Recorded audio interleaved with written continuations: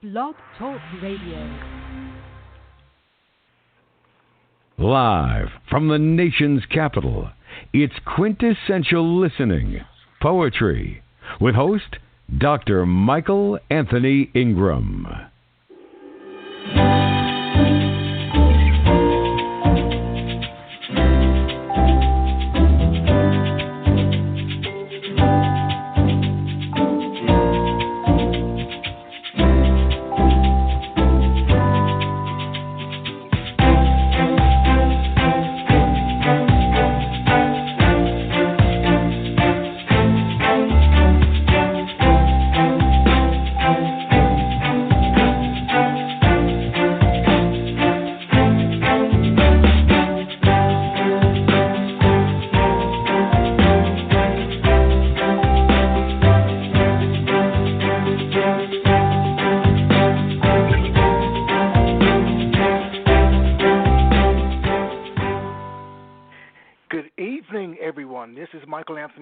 With Quintessential Listening Poetry.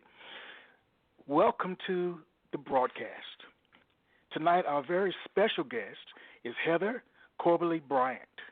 She will read from Leaving Santorini and her latest accepted publication, Practicing Yoga in a Former Shoe Factory, as well as other works. Heather, are you with me? I am. Oh, great. It's great to hear your voice. I'm going to turn the program over to you. So without further ado, here's Heather. Hello. Happy to be here. Thank you again for having me. All right. Let me ask you a question, Heather. All right? Sure. What was an early experience where you learned that poetic language had power? The first time I heard Seamus Heaney read was the moment that it happened for me. I was in college, and it was April. And I actually have a poem about it in a different collection. Mm-hmm. And it was an April afternoon. The sun was coming through the windows, and I listened to this man read, and I suddenly became aware of the magic of poetry read aloud. Mm-hmm. Do you think someone who could be a poet if they don't feel emotions strongly? If they don't strongly feel emotions, can you be a poet? Oh gosh, yeah. I think anyone can be a poet, really. And I think you have to enjoy language.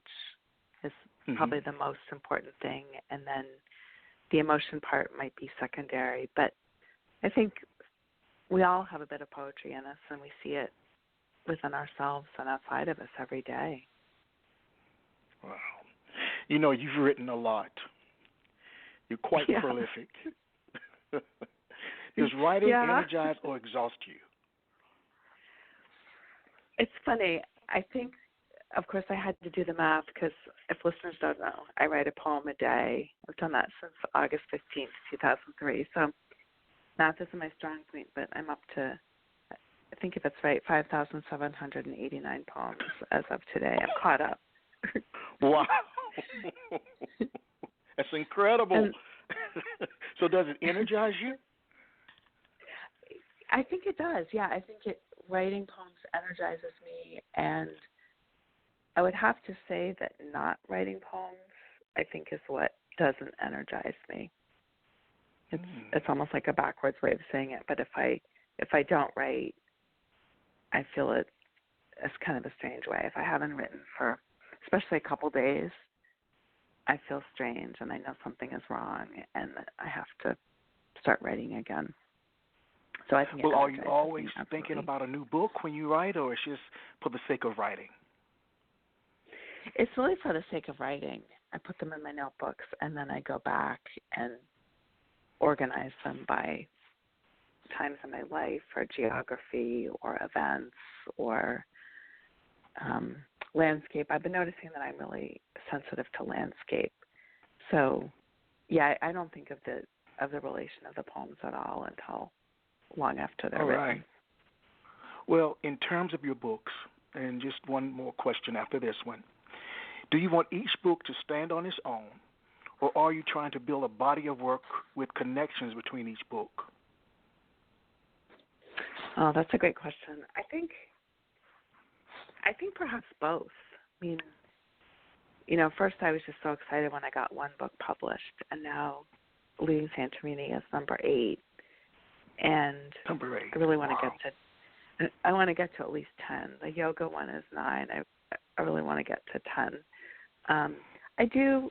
One thing I did this summer was I started to read through, at least to organize all my notebooks into sections, and I got them out of the closet. And when you look at them all together, there's a lot of notebooks. Like physically, it takes up a lot of room. And I think as I get older, I think more about how they might relate to each other. As you've written, again, so much, what piece of advice would you give to your readers? What do you want them to take away? For readers who might want to be writers, or just readers in general? No, just readers in general. If I picked up your book, what would you tell me about it? Oh, Why should I read it? Why should I read it? I would hope that you would enjoy it. I think if you go back to Aristotle and some of the early writers thinking about the pleasure of language, that you would enjoy it and that you would be moved. I think I have a really big range of poems, from some very, very dark ones to some lighter ones. And I would hope that readers would be moved. And I think one of my big hopes is that I realize, we all have many common experiences, and whether you've had my set of experiences or not, that you would find something to take away from them. And if you have had some of the experiences that I've had, I also hope that my poems would offer comfort. Well, without further ado, I give you Heather Corbally Bryant.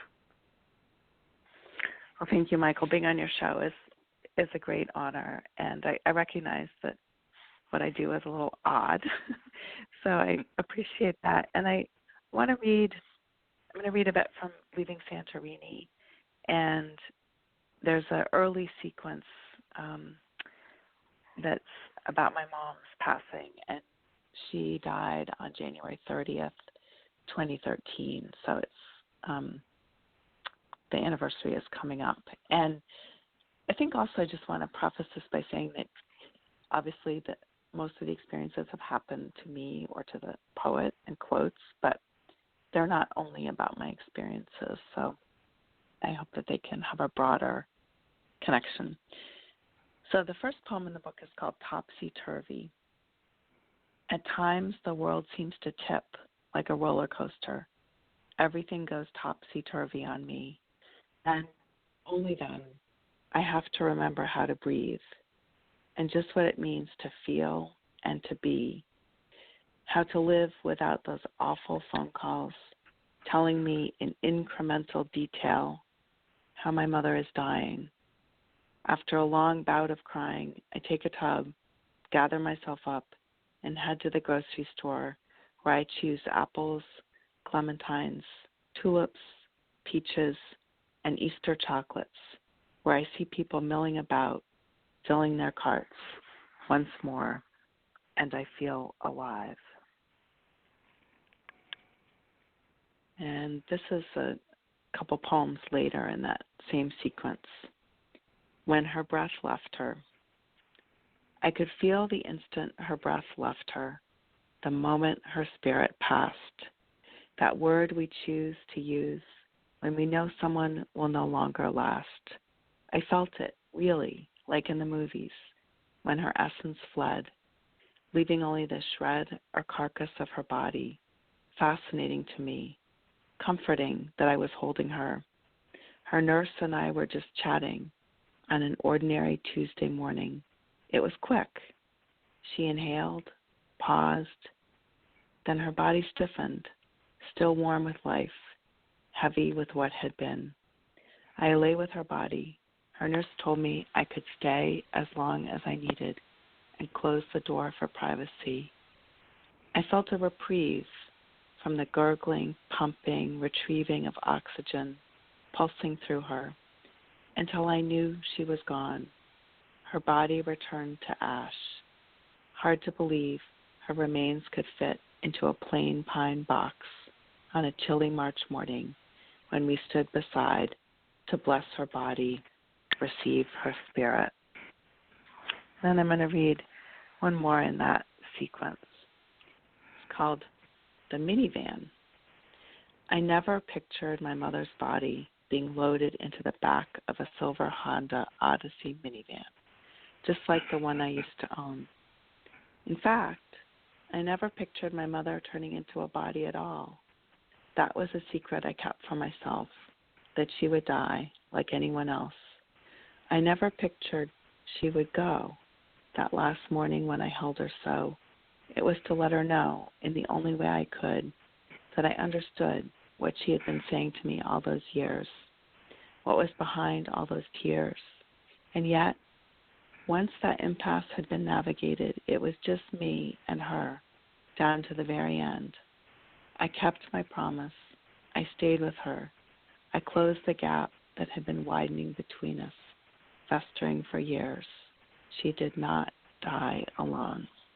That's the end of that sequence.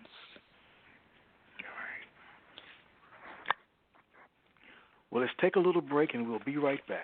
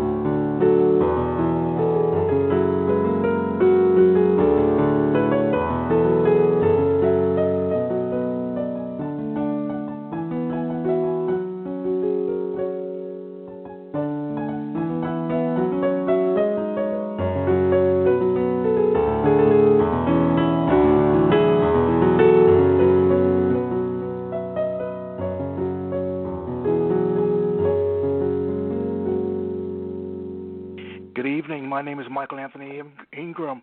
I'm here with Heather Corbally Bryant. The telephone number is 646-787-1631. Heather, we have a caller. Oh, my goodness. Would you like to speak to the person? Sure. All right. All right. Hear me? Yes. Oh, yes. Good All evening. Right. Good evening. Area code 781. You're on the air. Question for Heather. I have a question, and my question is, what poets have inspired you most or continue to inspire you? Who do you read that you think inspires you to and sparks your ability to write so many poems? So many people. Well, I mentioned Seamus Heaney already. He's a big inspiration. A lot of the poets who are writing in Ireland now, Joan McBreen, Mary Maddock, Evan Boland, for sure, Mary O'Malley.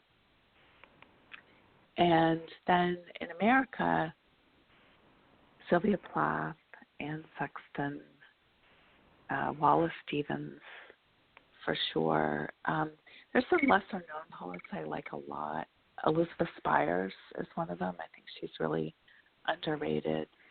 And Jill Bialowski, I think, is also underrated. And Carol Ann Muskie-Dukes is another one. I love discovering new poets. I haunt bookstores looking for the poetry section. But I find I return over and over again to the same people. Robert Lowell, Elizabeth Hardwick, Elizabeth Bishop. That's probably my big list, but there's a lot more. I just reorganized my books according to the poetry section, and it has grown beyond one room. It's no longer contained in one room. So that's a great question, though. Thank you. Do you have another question? My other question is why write poetry as opposed to writing prose?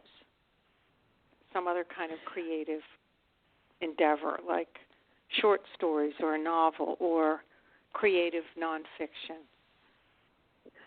It's funny. I mean, I've dabbled in all of those, but the one that I come back to the most is poetry. And I find that, I write some academic criticism, and when I'm thinking about that, I find myself writing poems in the margins all the time. If I go back through my grad school and even some of my college notebooks, I found poems just spotted throughout the pages. I think I'm not even really entirely sure. I think it's just where my mind goes. It seems like the genre I have the most affinity for. It's the one I'm really most comfortable in, and it almost seems like practicing scales with a piano. It's a way of trying to keep my language limber, I would say. So I never expected to write poetry. I thought I would write academic criticism and maybe a little bit of creative nonfiction. So this poetry chapter has been entirely unexpected, but I find it's the genre I have the most fun with. So that's why I keep going back to it. Thank you. You're welcome. Thank you, caller. Thank you very much. Heather, you're on. Yes.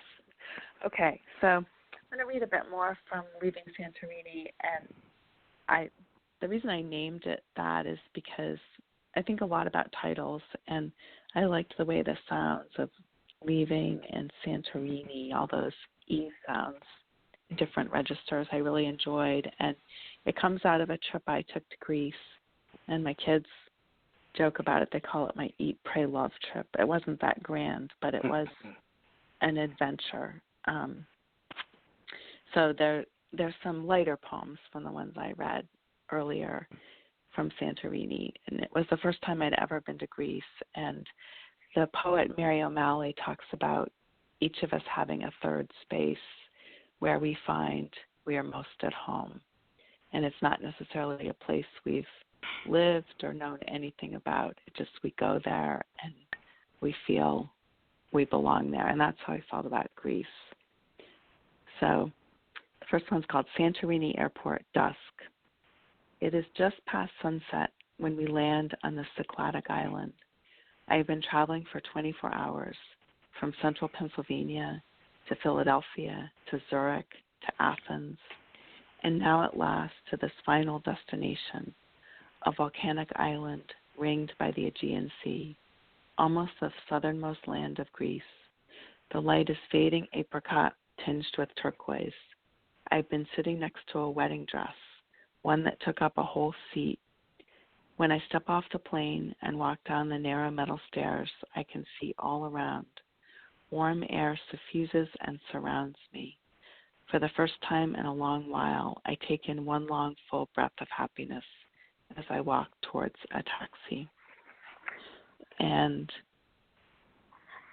I found out later that I think it had been in some guidebook that it was a good place to get married. So the first day I was there, I saw maybe 3 weddings. And then every day I saw maybe 5 or 10. And it began to dawn on me that it wasn't so remarkable. But at the beginning, it seemed remarkable. So the second poem is called Postcards. My son emails me. Did I know I was on one of the most beautiful islands of Earth? Santorini has just popped up as one of the 10 most glorious sights on this planet. I can believe it, I write back, as I wake to yellow sunshine slicing the walls of the small house I've rented. When I open the shutters, I see the azure bay brightening before me, a whole new old world, one I've never explored before. The colors are more pure than I can explain. Everything tastes good again. After months of grief and hurt, a divorce and a death within the same year, I'm healing, I can tell. I no longer feel as though I am falling through the earth. At night, I can see Venus beginning to rise. And I should note that because people can't see these poems right now, that most of them are broken sonnets. They're broken, irregular sonnets. And that's a form that interested me. So often I'll take a form and play with it in the same book and see what happens and see what I do believe that poems often inform one another. So the way they're placed in a book, I think a lot about that and how we arrange things to give them more meaning. I should have said Yeats is also a huge influence, and he talked a lot about the relation of poems to one another. Also Eliot. Can't believe I forgot them. So this one's called Easter, Santorini. Propelled by the crowds, I follow a wave of people towards the blue square. It is beautiful there, a blue dome luminescent, rising to the sky, and I see candles blessed and lit, shouts, commotions, a fight, fireworks everywhere, faces illuminate, sparklers tossed in the air. Big bombs coming, a grandfather warns. We are all swept along with passion arising. A bit fearful, I climb some stairs to watch the crowd below celebrating the glory and the resurrection. Walking back, I pass Greek lilies in bloom. Gunpowder lingers in the air amid sweet blossoms. May our world last forever. Amen. And then from the Santorini sequence, I'm going to read a poem called Ancient Thera. How did these ancient people carry such heavy loads for such distances? That's what I want to know. And how did they carve such delicate patterns and designs into thick rocks? How did they balance a statue of Aphrodite on this rectangular pedestal, on this spit of land, cliff jutting out into the Mediterranean Sea? Stone carvers must learn, practice, and perfect their art like any other. Maybe it should come as no surprise that they fashioned these shapes 3 days after my visit to the ruins. The man who is carving my mother's stone calls me just to double-check her dates. Hard to believe she's been gone 8 months, that she lived almost to the end of her 8th decade. I like to remember her story of visiting Greek ruins with my father. And one more from the sequence, the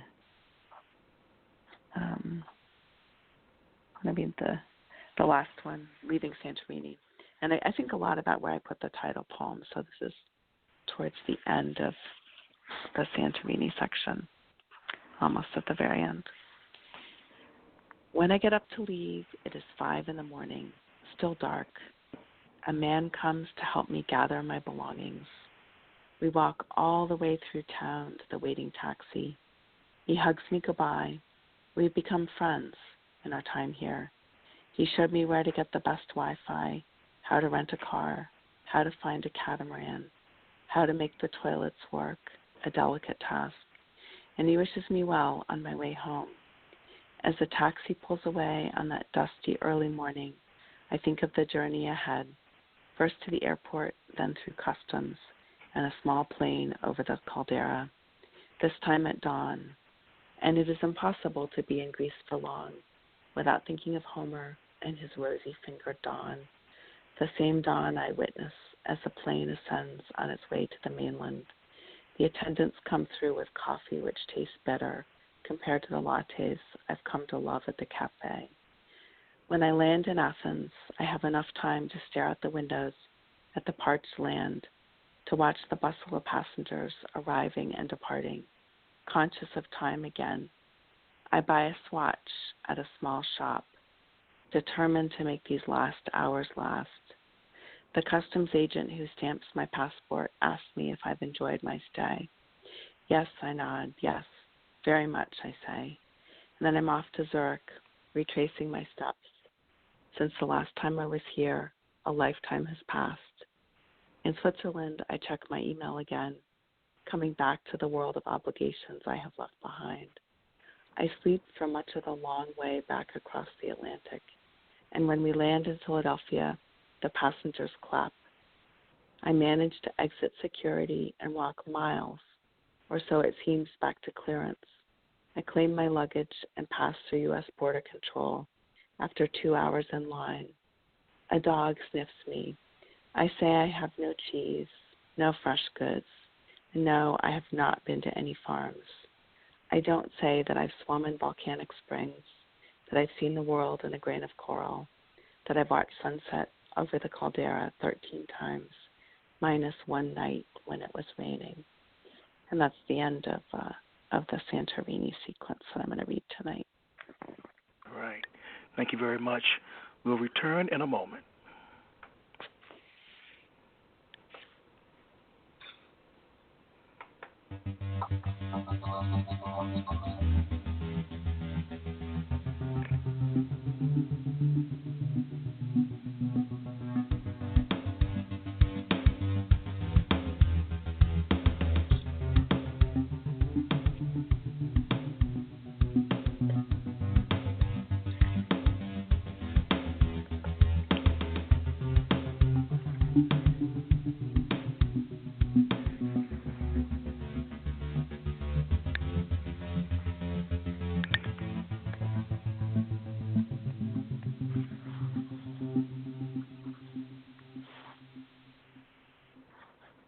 We are back with Heather Corbally Bryant. Heather, you're on. Great, thank you.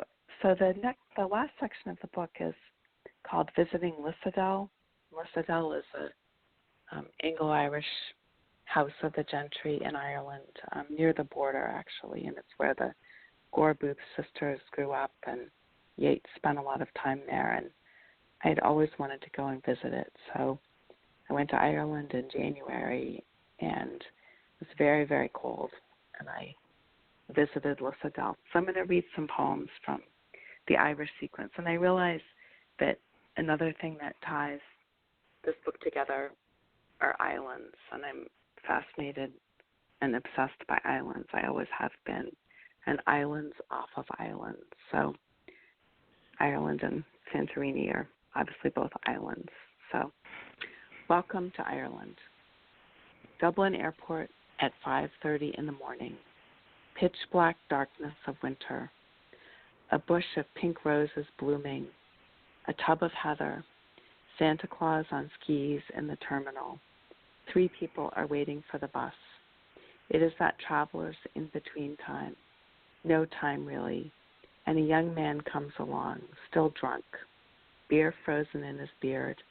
A gift shop toothbrush sticking out of his pocket. Looking for 300 quid to settle his bet and an unfortunate ticket to Majorca.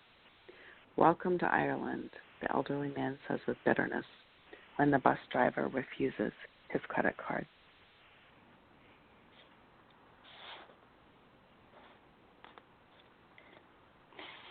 And another writer who's influenced me a lot is Joyce, and Joyce is all over Ireland. It's impossible not to hear the music of his language there. So this poem is called Snow. In one day it snows, sleets, rains, and mists, and is generally damper than I can imagine feeling. No wonder people drink tea by the potful. 1 cup is not enough to stay warm. Once you get cold, it's a kind of chill that takes forever to ease. Once you're chilled, only a cup of tea and a hot whiskey will have a chance of keeping you on your toes.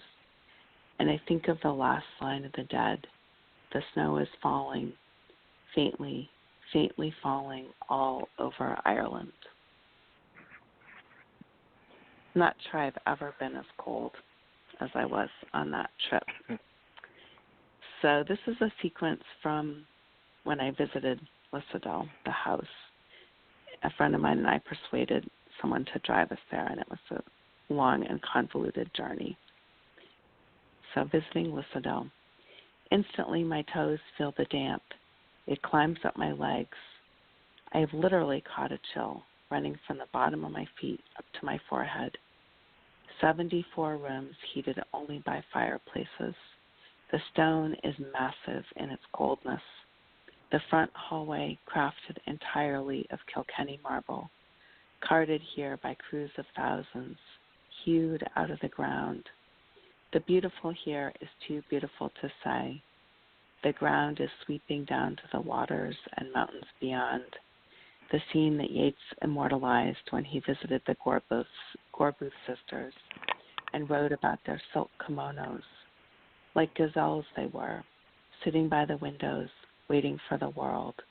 One room was all for Ava, her private sitting room, where drinks would be served, where she could not have brought a gun. Instead, where she sat and etched her name in a large glass pane, scratching out the letters with a large cut diamond. And this house was remarkable in its eccentricity. So this is called the billiard room. The guide closes the door, shutting out the fire so visitors can hear his southern drawl, incongruous here. I make a list of what he is saying. I don't want to forget anything. I've been waiting to come here for years. It is at once how I thought it to be and entirely different. The house is much bigger than I could grasp or fathom, even imagine. The life large and grand. The billiard table sits in the center of the room, a scoring tablet built into the wall, still set with the results of the last game played, as though time has stopped again. Here, everything is preserved. I peer into a cabinet lined with leather books to spot among the artifacts a pheasant egg and perhaps a quail. Across the way, an articulate whale that an ancestor speared, and a stuffed preserved peasant, an atlas to spin the world. Here, a repositioning of the universe in a corner of Kilkenny, a world preserved, known and unknown for any visitor to see. And then beneath the billiard room was the kitchen. Beneath the cavernous dining room, we wind down a narrow stair to the kitchen where the work was done. It's here I feel the dampness most acutely. Walls dug beneath the earth, windows to peek above at the rain as it must have swept through the valley. Though the stone walls are thick, they must keep the cold in. Bottles and cutlery are scattered. A bottle of grape water, a woman says it must come from the north. You can't get it here anymore. Contains alcohol, you see, to rub along a fussy baby's teething gums. The wooden table has sunken parts, indents from centuries of cooks placing hot pots down in the midst of cooking for a crowd. It's hard to imagine food being prepared here and then placed in the dumbwaiter for the guests waiting upstairs, who are waiting perhaps not so patiently for their delicacies. In any 1 week, there could be 300 rats running free, a shilling prize for the highest kill. And then I'm going to read a couple more from that sequence. It's called The Bear. Long windows line this room, and I imagine Yeats sitting here making his case for one daughter or another. He spent so much of his life looking for a wife, and was it the chase for him? I wonder what he would have thought as he looked out at what I can still see, the scene stiller in front of us. Portraits, of course, but someone had painted a dog on one of the columns. Something for everyone, really. And just beside the head of the table, so close I might have jumped, a full-size stuffed bear brought back from Finland in 1880, standing there, so entirely alive. And is it not the past speaking to us? And then the last poem in the Lissadell House sequence is called The Tunnel. Here is where I stand, outside Lissadell House in the servants' courtyard, where they could go outside to get a bit of air, where they came to work every morning, beside where the coachmen slept in their clothes, in case they were needed for a nighttime emergency ride, kept at the beck and call of the owner of the hall. beside the room where the safe was kept for depositing their rent. And as I stand looking up the tunnel, I see the ground closing in, and for the first time the chill comes through. It dawns on me just how difficult this life would be, what it might be like to walk down that darkening tunnel every morning of your life. That's the end of the Lucidal sequence that I'm going to read. All right. Thank you, Heather. Sure. Your work is magnificent. Thank you. We'll be right back.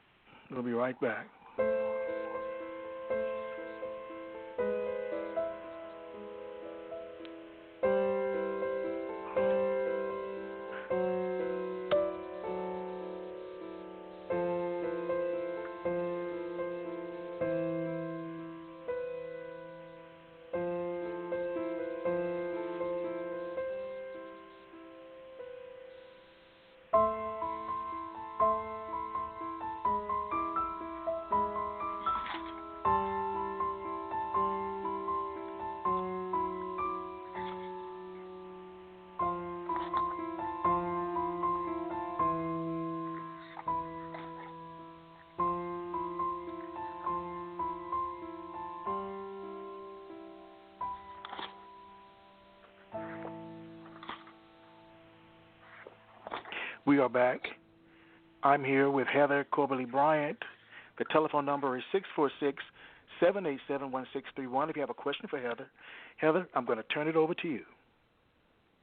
Great, thank you. So I thought I'd read. I'm going to read one more poem from Leaving Santorini. It's towards the end. It's called St. Patrick's Cathedral on Martin Luther King Day. I thought it would be appropriate since this week. I don't believe in anything I can name, word, spirit, God, or deity.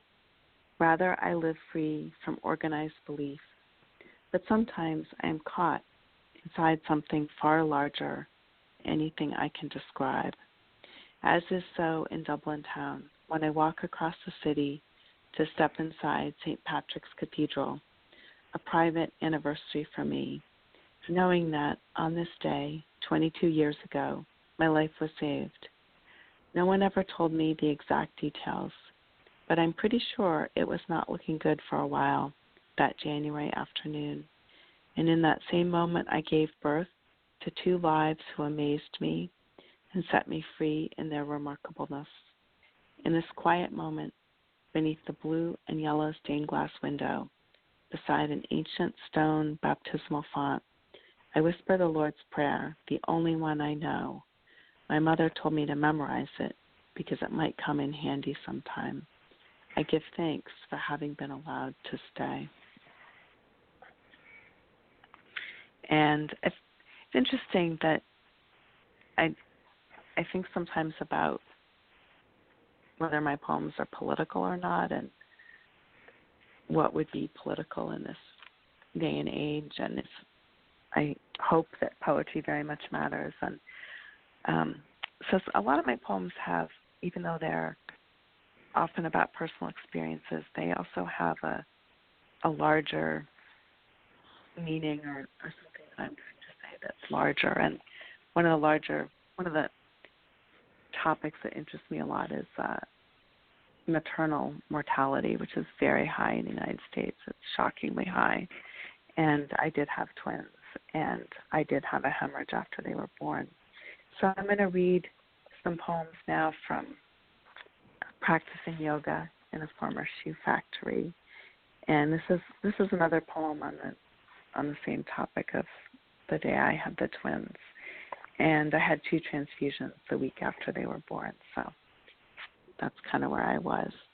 It's called Hovering. When I floated above myself after giving birth, thinking it might be my last moment on earth, my half-life here, did I already have a near-death experience and miss the meaning? If I ever need a lesson in being, I can return to this moment of almost leaving. I was peaceful, unafraid, and weirdly calm, hovering above the woman bleeding out on the delivery table, looking down from the ceiling. wondering if she would be all right, but also sure it didn't really matter then. She had delivered 2 new lives safe on earth. I never want to forget that instant of pure being, the nurse who held my hand while she whispered in my ear that I might be having surgery soon, needles stuck in my shoulders just in case, an oxygen mask smelled funny. Even though I was thirsty, nothing to drink by mouth. Days later, when I came out of the haze, I learned I almost lost my uterus and also my life. And then kind of going along with the idea of some of my poems being political, I often will return to moments in history that I remember. And one of them is called America is Burning, and it's from 1965. It's one of my earlier memories, and I was in California. It's called America is Burning, Los Angeles, August 11th, 1965. America is burning was what my father said to 5-year-old me as we stood atop a hillside overlooking Los Angeles. I could see big smoke bellowing and blowing far beneath, but I couldn't make out any flames. My father hoisted me atop his shoulders, so I could see red, tangerine, and orange in the city below. America is burning, he repeated, shaking his head. America is burning, and he wanted me to see the devastation hatred could cause. Now we might say he was passionate about social justice. He had seen firsthand what happened in Munich in 1933 when he attended one of Hitler's rallies as an exchange student to see what the noise was about. He came back afraid for the world, resigning from his fraternity and all organized groups, afraid from what he saw coming. This morning, when I read the news of hate crimes on the rise in this country, I hear his voice saying, America is burning again. And I often embed meaning, again, about larger topics in scenes that just pass before my eyes.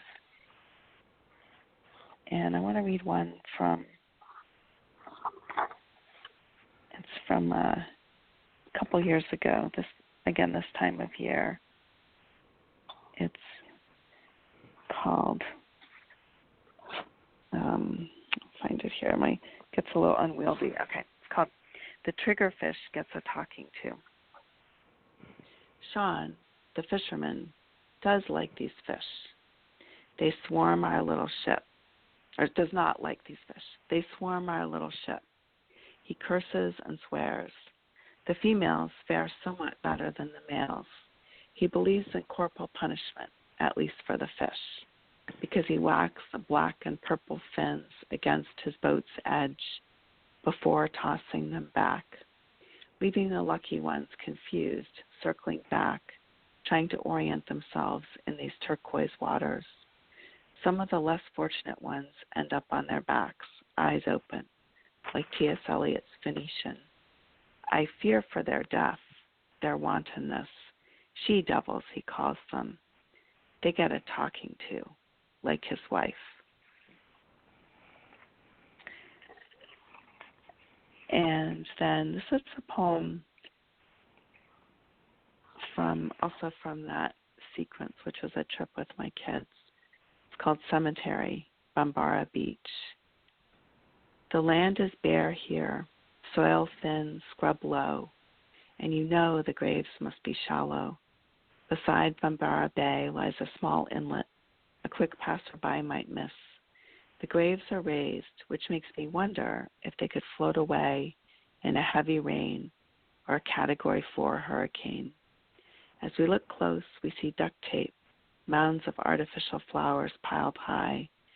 Maybe that's for the man who died the same night Emmanuel gave us a ride, our bodies floating to the surface, Yet we swim in the Caribbean Sea, lying on our backs, thinking of those blocks of cement that kept the bodies below ground, kept them in hell. Maybe it's just a heaven we haven't known yet. And that's the end of that group of poems.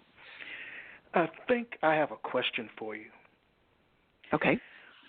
All right. What is the most difficult part of your artistic process? The most difficult part? I think the most difficult part is, so I write all the poems in notebooks from CBS, and then I just stack them up. But when I go back through them, I have kind of a love-hate relationship with this part of, I like to think about the order of how they'll be. So I type them out, and then I still believe in paper, so I print them all out. I do recycle. And then I think the most difficult part is I lay them all out on the floor, and I think about the order and how I want them to go together. And getting that order right is probably the hardest part, I would say. It takes me the longest and is the most labor-intensive. What do you think that you've learned about yourself from being a poet? Well, I think I've learned, there's that wonderful line from, I think it's Anne Lamott, something like, my mind is a neighborhood you don't want to be in at 4 in the morning by yourself at night. So, kind of along those lines, the fear of what's actually going on in my head. Just even reading them now, I see new things in them that I hadn't seen before. I think that I've learned that I'm someone who, my kids tease me as having like a memory like an elephant. I remember things very intensely and very visually. And I think I've learned that that I really need to write them down, that if I don't write them down, all these pieces kind of float around in my mind. And in order to make sense of my life, I need to write them down. And I also think that as I reread them, I'm also more political than I realize, or there's political echoes in them that are stronger than I often think.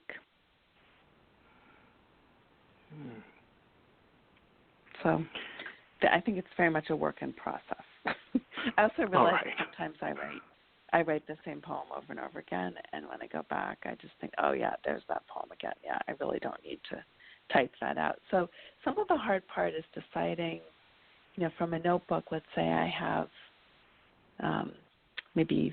if I have a notebook of 60 pages, that's roughly 2 months, and deciding which ones I want to type out, because I'm not going to type all 60 of them out because they're not all worth that. I'm not getting rid of them, but I just don't type them out. And so deciding which ones matter to me the most is sometimes hard. Wow. I would say. You've written, again, so much, and you use notebooks, as you state. How active are you on social media, and how do you think it's affected the way that you write, if you are active on social media?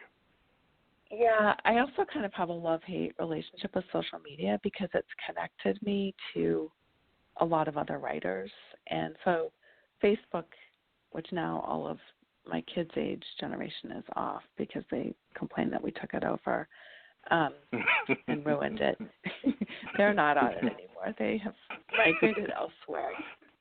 So I have connected with a lot of writers on Facebook, and like the conference that I went to in Ireland that I wrote about, I found out about on social media, and I found out about you, I think, through social media.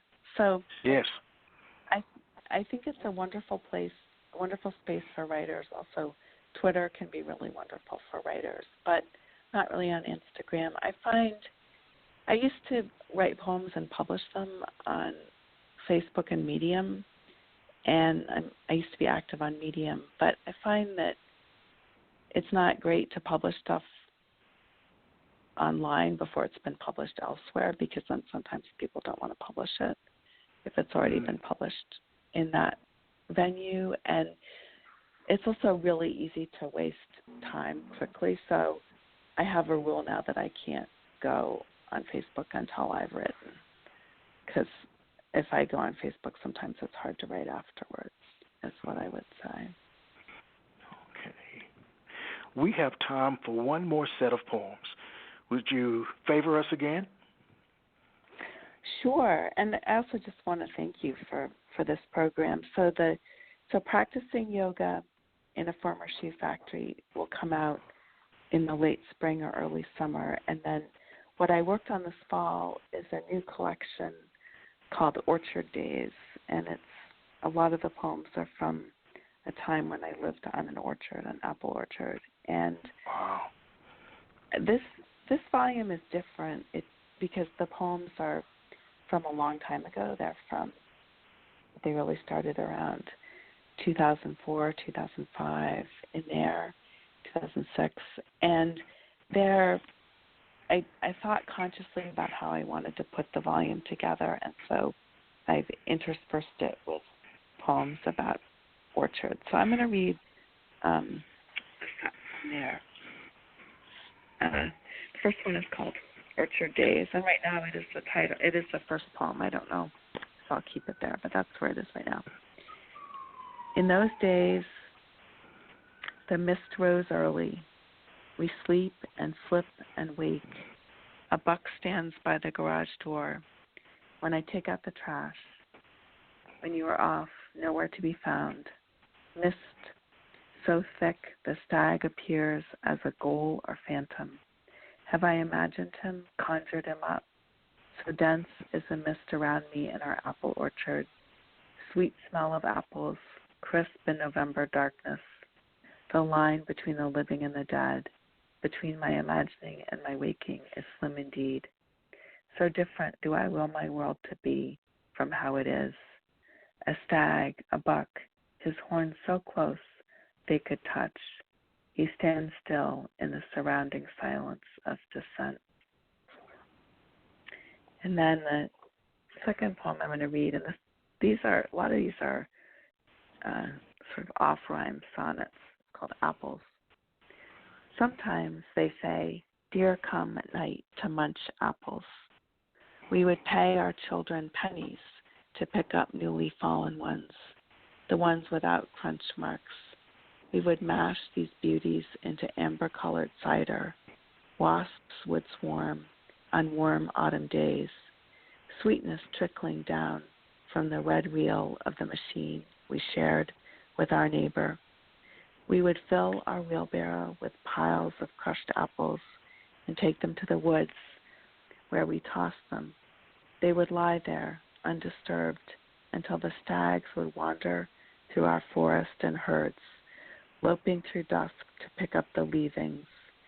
Still, the smell of apples recalls early twilight October evenings. Our years there came very close, or so I thought, to days of Eden. I don't know if there's time for any more. That might be one more. Yeah, time. One more. One more? One more. Yes, oh please. My goodness. Hard to choose. Okay. Here we go. I'll see if I can find one from that same sequence. I think I'll read another poet I totally forgot to mention who's had a huge influence on me is Emily Dickinson. Can't believe I left her out. So sometimes I wrote poems that are kind of after other poets or after parts of their works that I've loved. It's called Letter to the World, after Emily Dickinson. If no one ever reads these words, pronounces these sounds, but passes over them, these vowels and consonants of my heart, does it matter? Does it then mean they do not exist? Do they not matter if they have not made their way into the world, my replacement for the 80-plus notebooks that got tossed in the dump? Note my use of the passive voice. No, it was not my idea to take my old journals to the dump. It was not indeed. but then again, I did not say no when presented with a request. These may flutter and pit their way into the world, but then again, if they stay in the closet, then no one will ever know. I think of them as my letter to the universe, the only way I know how to say that which I can, to elucidate my grief, my joy, my misery, my ecstasy, all that is secret in me, all that is human, in spirit or otherwise. I think of you, my Father, as you bade me prop open your hospital door so that it let just enough light in on your thin coverlet, the light over the Charles, Boston sunset. I think you knew you were leaving then. Did you know all that was in me? That's the end of that one. Wow. Where can readers find your work? Well, they can find it on Amazon and also on the website for the Finishing Line Press. That's the press that's published most of my work. One of my books was published by the Parallel Press series at the University of Wisconsin, but the rest are Finishing Line Press, and you can order them there. And I believe they're also, you can find them in the Wellesley bookstore, and also I think through Barnes & Noble as well, and also my website. I have a website. What is your website? It's heathercorbalybryant.com. All right. There's a million Heather Bryants, but I think there's only one Heather Corbally Bryant. Okay. How can readers stay in touch? There's a place to contact me on my website. So certainly through there, I think my email is on there. So email is the best way to reach me. And I love to hear from readers. And I do answer my email, not immediately, but I do answer it. So I'd love to hear from anyone. The very last thing, what is next for you? So in terms of publishing or appearing or? Let's say or publishing. Both. Oh, both. Okay. Both. Both. Okay, so I have, I'm going to be reading at the Wellesley Bookstore in April, and I'm going to be giving a signing at the Framingham Barnes & Noble on February 1st, and I'm going to be giving a reading in Chicago in Highland Park in April. And I'm trying to do something as a reading once a month, but what's next is getting Orchard Days, which I think is about 110 pages right now. I'm deep into revising that now, and then I'm going to start. I grouped all my notebooks into chronological groupings, which I'm basing on geography. So Orchard Days is the beginning of a sequence. Then I have Valleys and Streams, and then I have one, Sea Roses, and then I have one that's called The Importance of Lakes. So I'm hoping that the Orchard Days is the first of those chunks that I'll be working on publishing. Wow. Well, I'd like to thank you for really. Well, I'd like to thank you for being my guest. I thoroughly enjoyed your work, and you're welcome back anytime. Oh my gosh, thank you, Michael. I love your show, and I appreciate you giving a voice for poetry, and I think it's more important than ever. So thank you. Well, thank you. To the listening audience, I'd like to thank you for tuning in again. We'll be back next week with another artist. So good night, and victory to everyone. Take care. Thank you.